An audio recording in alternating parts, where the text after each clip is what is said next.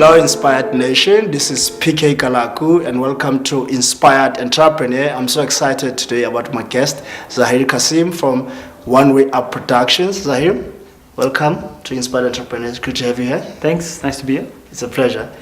Well, I think let's start by talking about who Zaheer is. You know, where were you born? What kind of a family did you grow up in? Okay, so I was born in 1985. I was born in Durban, but very young we moved to Johannesburg. So you're a true Durbanite? I was there for a couple of months. So I'm a Joburg boy. Oh, yeah? And then I grew up in Mayfair, and then we moved to Houghton later. Oh, yeah? And then once I finished high school, I had the opportunity to go study overseas. Yes. So where was this?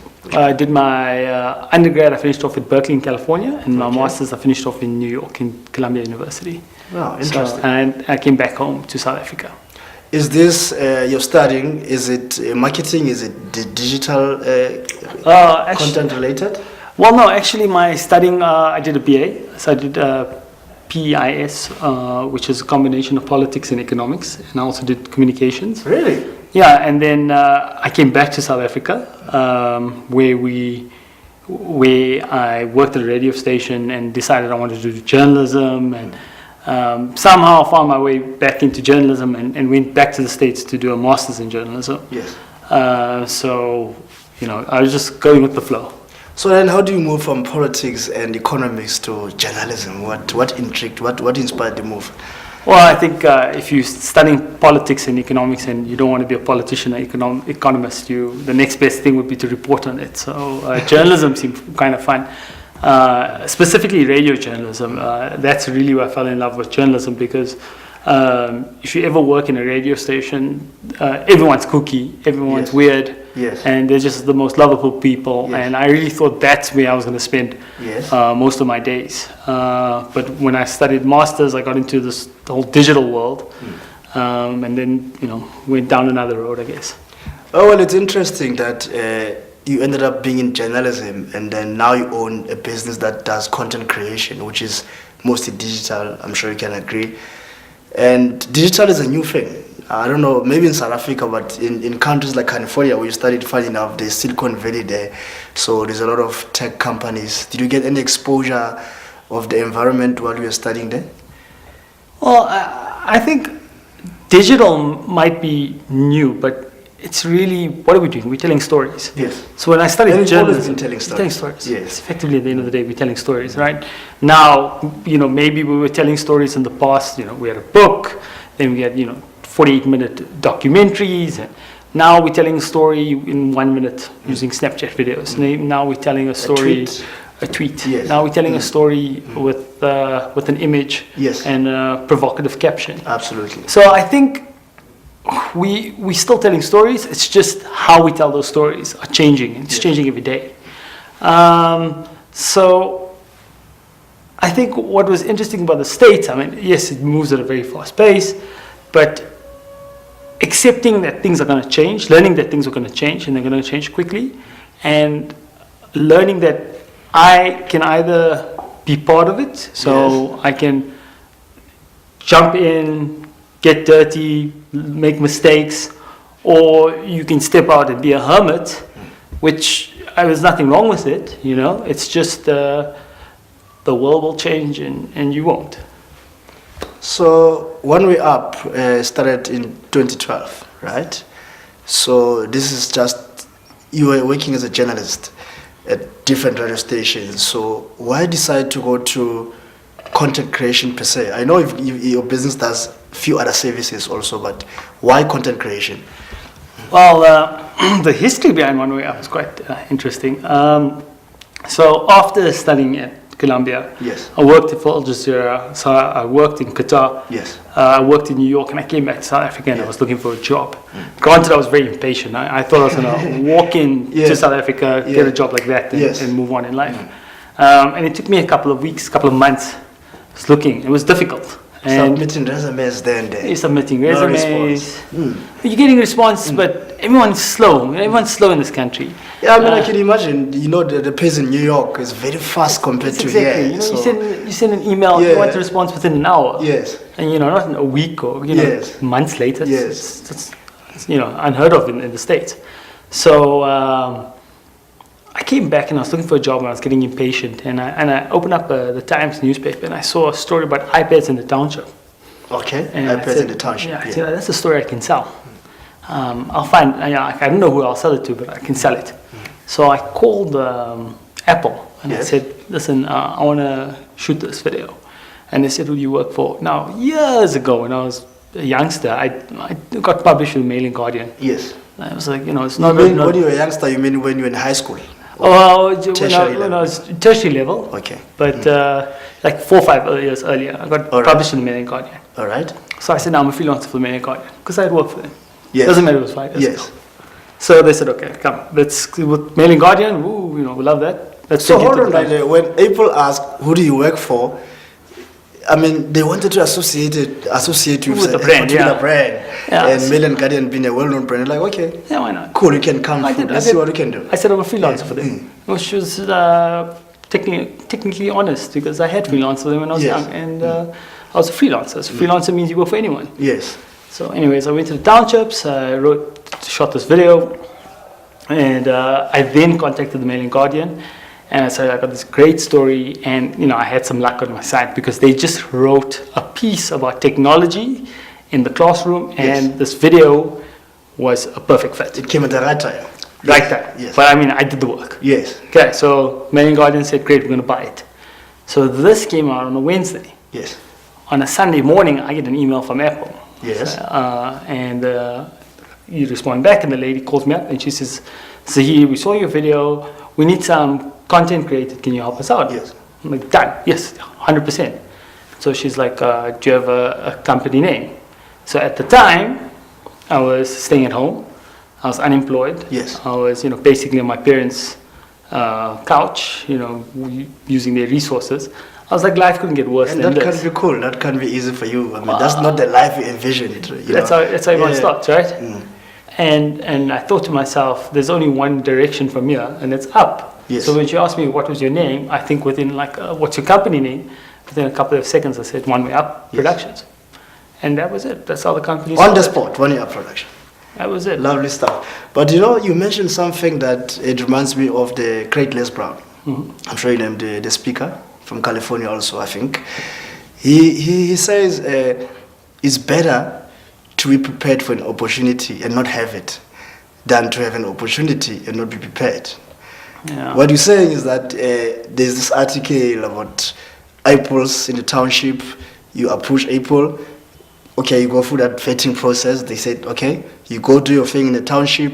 Then you contact Mail and Guardian after. So you putting them together, whereas at the time, you had no direct affiliations with them. I think that's a great mindset of an entrepreneur because you actually make things happen for yourself. I think especially today, especially with the digital age, a lot of people, and I understand, a lot of people say, how are we going to make money out of this at the end of the day? And it's a worthwhile question. I'm not denying it. Yes. But if you look at Facebook, if you look at Twitter, if you look at what people are using, create something that people are going to use. Solve a problem. Relevant content. Yes. Solve a problem. If enough people, buy into it, you can commoditize it. Yes. But if your mindset is from the start, how am I going to make money? Yes. I think you're missing the point. You want to monetize before even starting. That's it, right? Look at Facebook. Yeah. If Mark Zuckerberg, said, if you in order to use Facebook, we're going to charge you, who would have joined Facebook? No one. So absolutely. I think that I was just wanting to get my name out there. Yes. And still today, I take a couple of risks. Like I do things. No clue if we're going to make money or not.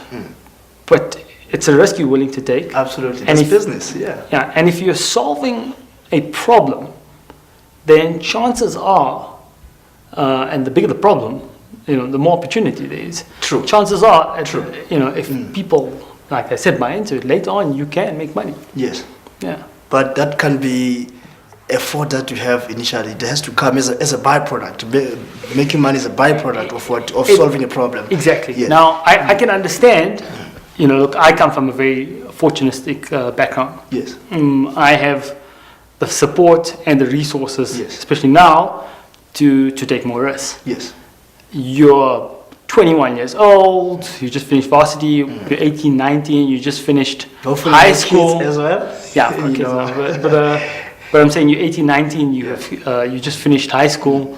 You don't necessarily have the resources to go take risks like this. Yes. So I can understand that especially in a country like South Africa, that it's difficult. Yes. It's difficult for young and specifically black people Yes. to be successful entrepreneurs just because of all the other baggage that that comes with it. So Even if you do become successful, whether it's an entrepreneur or maybe a doctor, engineer, there's what you call black tax. You still have to deal with the baggage from the family because you're not only focusing on yourself, and that can hinder you from moving forward into doing the things that you actually want to do by yourself. 100%. I mean, the first thing you want to do, is when you make money, is you want to start saving. Yes. But my understanding is you have to give back to your families. Yes. You have to pay for education for other people. Yes. So it is a legacy problem in this country Yes. that I think needs to be addressed. Absolutely. Let's hope that one day we'll get to solve the problem. So, one way up production, I'm sure there are different players in your space. What is the state of the industry right now in South Africa compared to the rest of the world, in your view? Look, South Africa's had a thriving advertising industry. It's, 10 years ago, I would even say they had a thriving movie industry. Not so much today. The movie industry has slowed down quite a bit. Yeah. We have great minds, great marketing minds in this country, excuse me. Yeah. But things have slowed down. It's slowed down because South Africa's economy is slowing down. Absolutely. That's But not it's to say hardly ever growing. It's hardly ever never growing. growing. I mean, 0.0. I mean, we can't even count it. Yeah, Yeah. I think what you're seeing, I work predominantly with a lot of corporates. You're seeing your big corporates doing well, but they still move up. They still Yes. move with quite a momentum. I do a lot of work with nonprofits as well, Yes. and that's because I really want nonprofits to do well, and Yes. I see myself as an active citizen. So it's part of your giving back to the community by doing it. Well, I mean, we do make money out of nonprofits, but there's you don't charge a nonprofit what you charge a corporate. Absolutely, don't. True that. But when you work for a nonprofit, you get a real sense of I'm doing something for change. I'm doing something great here. Meaning. With meaning. Yeah. So, and I particularly with my background in journalism, I really enjoy that kind of work. Yes. But I'm saying in general in South Africa, I think you're seeing a lot, and this year in particular, you're seeing a lot of big companies as well just tighten their belts.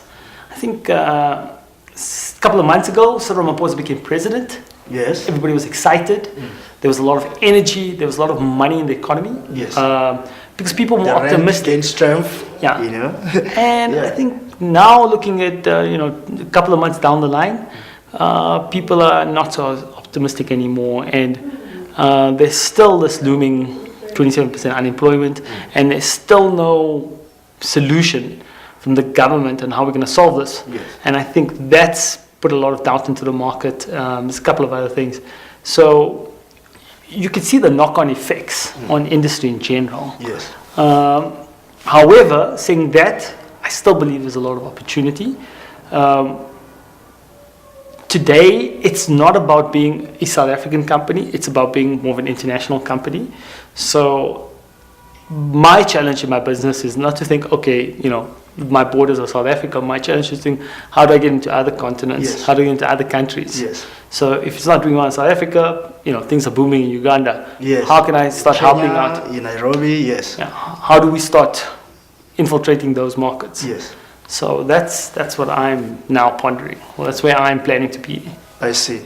So how do you think content creation can be useful, especially by small business owners, let's say in South Africa or the rest of the world? How do you think they can use it to their advantage to grow their business or access markets? I mean, Facebook is one of them. Everybody uses Facebook now. I mean, Yes. my dad uses Facebook, and he's quite elderly.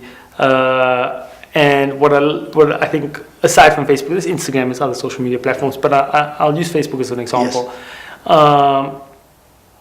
If people are looking for your content, Facebook has a back end where you can access a pixel, and these pixels can link into your website. And so, for example, let's just say somebody comes to One Way Up Productions. Your page now, my it's now page. a Facebook Yeah, page. or they Google Video Production Johannesburg, Yes. and they find my company, and they go back to Facebook. Facebook will send them messages about One Way Up Productions, Okay. or other video productions. So let's just say I'm looking for a camera, I'm looking at that on the internet, and Facebook now learns this information. It's kind of scary. It's like Big Brother, right? Yeah. They know exactly what you're doing. With a hidden They know camera. exactly what you're searching. Yeah. Oh yes. So this pixel, Yeah. is it a paid for service? Yes, look, you do the pixel itself, no. But in order to use the Facebook marketing, yes, it's paid for a service. But the tutorials where small businesses can learn about these things, if you're a small business in, for example, Jeppystown, Yes. you can target just Jeppystown, and Geolocation. geolocation, and that's your Yes. demographic, right? Yes. Which is perfect. Absolutely. So I think small businesses have a lot to benefit from Facebook marketing, Yes. Instagram and Twitter. But saying that, it's a lot of energy. And secondly, Facebook, it's great to market your products, but people complain on Facebook. So if you're gonna have a Facebook, When you're too much on their face? well, if let's just say you run somebody does something poorly for your business, Yes. you must be willing to understand that if you're going to go down the social media platform, Yes. and base a lot of your advertising on that, Yes. if somebody says something negative, you need to respond to that person. You need to respond within the next, I'm going to say 12 hours, but small businesses, I'll give you a little bit of leeway 24 hours. Is this because now this complaint is on a public On a platform? public platform, Yeah. and you want to deal with it. And I think one thing with social media that people sometimes, small businesses, aren't aware of is you're putting yourself out there, and people love to complain. Yes. Of course, I mean, it's natural. It's part of I think it's part of our culture. So, you need the social media accounts today. It's just the way the world is. Yeah, you really can't survive without them. I mean, it's a digital world. And you need to be active. And you need to be if you can't be on top of your social media accounts, you need somebody who can be. Absolutely. So tell me about the growth then since 2012 at One Way. How has it been when you look back today? Are you proud of what you have achieved? It might not be enough, of course, but do you think you're getting somewhere as far as the industry that you're operating in is concerned? I think for the first time, I feel like the company now, 6 years long, has a reputation, has good reputation. Yes. And that makes life easier. So I think we passed those initial teething phases. Am I happy with the growth? No. I don't think any entrepreneur is ever happy with the growth that they have in their companies. They want more, It's right? one way up, no, Exactly. no any other way. Yeah. So what I think is I've grown as a person, I've grown as a boss. The company itself has grown, yes. The content, the services have grown. The clients list has grown. Yes. But I still feel, and maybe I'm hard on myself, but I feel like I've fallen short. Yes. I think the next evolution would be for, a big creative agency building or company where we bring in all these young, hungry, inspiring filmmakers, artists. I always wanted to see that. That's was the vision I always had, right? To bring everybody to one building. Sort of a hub. Where right? you Find everything. And you make a network and you connect and things go right, things go wrong. And I don't. When Herman Mashaba came in, I always wanted to actually meet him and say, He came in. What do you mean came when in? he came as the mayor of Johannesburg. Okay, yes. When Herman Mashaba came in, I always actually wanted to meet him. I wrote a proposal. Yes. I sent it. I don't know if anybody ever read it, right? Yes. Where I said, they have got this beautiful thing in Paris, in France. They've taken an old train station. Yes. And they've turned it into like the tech hub. So my idea was, just give me any building. And the building I like the most is the old bus depot in Newtown. I don't know if you know that. The abandoned one? Yeah. Like the walls are about to fall at any time? Yes, that's the one. Right? And put a little bit of money into it, fix it up, but make that a free and open space for entrepreneurs to just work. Just come. Free Wi-Fi. No red tape. No red tape. Everybody is welcome to work in. You have a business, you walk in, you try something, if you go bust, at least you had free internet, free coffee, a workspace, a place where you can network. So that's still my goal. Yes. I've given up on getting somebody else to fund it. You've got to fund it yourself.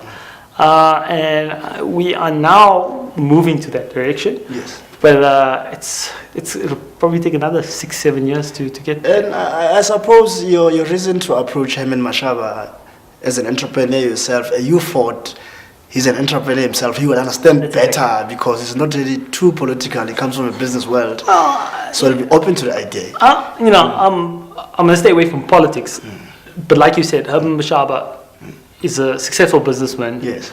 And I feel that Joburg is the New York of South Africa, right? Absolutely. If you want to make money, you come to Joburg, right?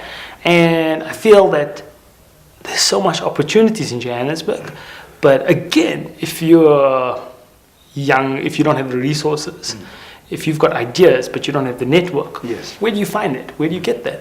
And if there's a hub, if there's a center where you're like, listen, I've got a great idea, and if I can just get there, I can bump into someone. If somebody buys into my idea, it's right in the middle of Johannesburg. So it's not in Sandton somewhere. Exactly. Stay away from Sandton. Sandton I've got clients there, but the buildings are grotesque. I mean, they're too big. The traffic's horrible. Who wants to go to Sandton now?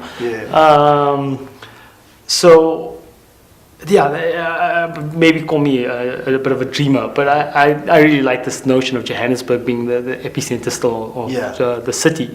I think we need that. When I was in New York, I used to go for these pitching sessions, and I used to just sit in the crowd and listen. So people would stand there, they'd pitch an idea. You don't know who's sitting in the crowd. Who's listening? You have no idea. You have 1 minute to pitch. 1 minute, not 1 minute. No, one. 60 seconds. 60 seconds. You pitch to stage your story. Stage your story. People ask questions. At the end of that 1 minute, you can get $1 million. Just like that. Look, $1 million is not a lot in America. Yeah, of course not. You've got a minute. Somebody likes your idea. They'll ask you a couple of questions. They come to my office the next day. You've got an angel investor. You've got funds to start your business. Why don't we have that in South Africa? Why aren't it's not government's responsibility, but where's that venture capitalism money that exists all over the world? So talking about it, are you saying that in South Africa you don't have too many VCs that venture capital is investing in maybe startups in techs? I think we do have venture capitalists, but it's so hard to access them.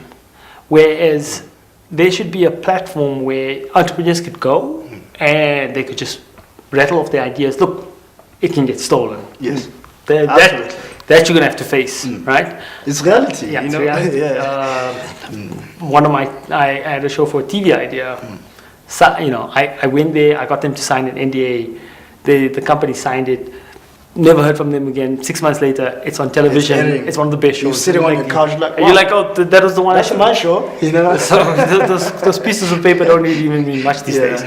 But there has to be that opportunity for young people to go out and pitch those ideas. A platform, yeah. Yeah, it's similar to your show, which is great. It is a platform. Let's hope that in the future, for example, City of Joburg, someone in there in economic development, the Department of will suddenly open their eyes. And because let's be realistic, there's so many abandoned buildings here in town that can be used to the betterness of our country and especially of our youth. So why not?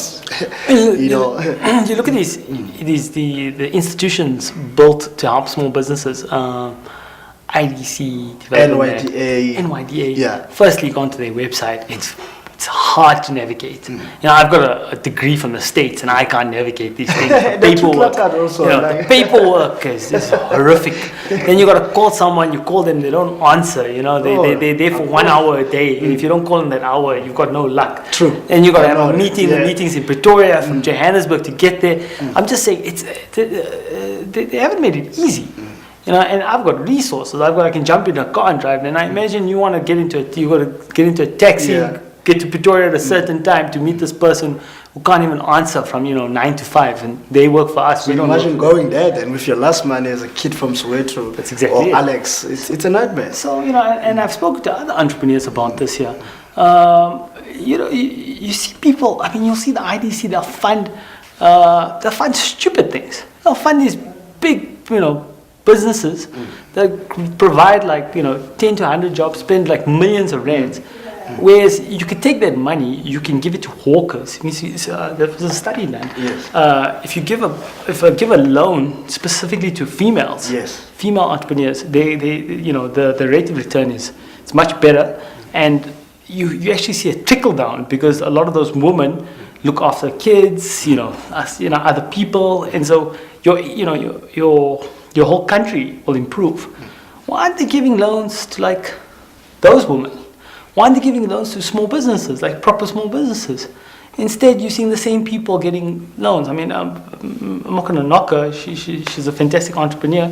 But who's the lady who runs that big magazine? Her name slips me on my mind. She gets of Luminance also. Yeah. Now she gets a loan to go open up Luminance. Yeah. Does that make sense? She has a network. Yes. She has access. Absolutely. Why are they giving her a loan? In a country where 27% of the population is unemployed, we're giving loans to people can buy luxury items in a store in a mall in the north. Come on, does anybody see the absurdity in this here? Welcome to South Africa. I honestly don't. If you're an entrepreneur, don't wait for government. No, don't. I mean, I think it's always best to wherever you are, just start there, see what you can do. One thing a day. I mean, like you mentioned, you never know who's watching, or you never know who you will meet in the future. But fast forward then, Zaheer, what are your plans for One Way Up Productions? I think I touched on it. It's basically creating this agency, but having an arm of the agency where people can come and pitch their ideas. So that's my next 5-year plan. All right. Getting a building that's accessible to people, and creating this hub, and at least trying something different. Yes. That's one. I've invested in other companies as well. So later on this year, we're gonna launch a new technology. I'm not allowed to say more than that. Yes. But we'll find out later. Yeah. It's okay. But you'll find out later, and if you want to talk about that later, we can as well. No problem. Yeah. But so that's the second idea, and then I'm dabbling in 1 or 2 other things. So I think 2018 for me is a big year to try a lot of things. Yes. And to really go for it. And if it works, it works. If it doesn't, then we try something else. Oh, lovely stuff. So tell me, where do people find you online if they want to know more about One Way Production or yourself? What are you up to? I mean, the easiest is the website, onewayuproductions.com. Twitter, it's Mr. Cassim. Facebook, One Way Up. Ironically, I've got 2 young kids. They're obsessed with the cell phone, so I'm now trying to cut back on my information intake just because. What do you call them again? Millennials? Well, not even. I mean, I've got 2 little monsters. They're 1.5 and 3. No, the kids are great, but they watch you. They see me on the phone the whole day, right? Yes. They see me, just consuming information, and now they want to do that. And as a parent, I'm becoming so aware of that when we're at home, I'm trying to limit my own television time, my own cell phone time, iPad time, because I don't want my kids to be hooked on this. And my wife says devices all the time. My wife says it's inevitable, but Yeah, personally, I just feel like kids need to be outside playing, and Yes. if they're too obsessed on cell phones, if they get too much of it, it can't be a good thing. Oh. Although I create the content that keeps them on there. Well, Zaheer, thank you so much for coming to our podcast, Inspired Entrepreneur. It's been very enlightening to know how we can use content creation and other services that your business, for example, provides to grow businesses and access new markets. So we're just going to close now. Thank you so much. This is PK once again. It's been a great pleasure chatting to Zaheer Cassim of One Way Up Productions. Thank you so much. Cheers.